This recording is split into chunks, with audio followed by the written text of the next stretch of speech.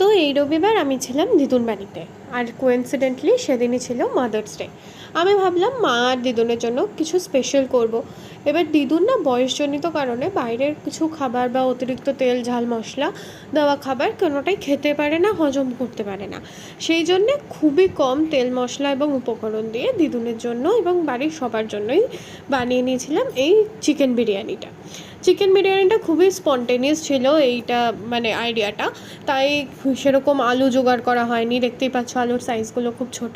প্রথমে মনে হয়েছিল যে বিরিয়ানিটা বেশ ড্রাই হয়েছে, কিন্তু অ্যাকচুয়ালি মিক্স করার পর সেই ড্রাইনেসটা চলে গেছিলো। উপরের ভাতগুলো একটু ড্রাই ছিল, কিন্তু সত্যি চিকেনটা আর একটু জুসি হলে ভালো হতো। আলুগুলোর ভিতরে ভালোই মশলা ঢুকেছিল, নরমও হয়েছিল। বিরিয়ানির সাথে আর কোনো কিছুই আমি বানাইনি, শুধু স্যালাড কেটে নিয়েছিলাম। খেতে সবাই খুব এনজয় করে খেয়েছে, খেতে ভালোই হয়েছিল। তোমরাও বাড়িতে এভাবে ট্রাই করতে পারো।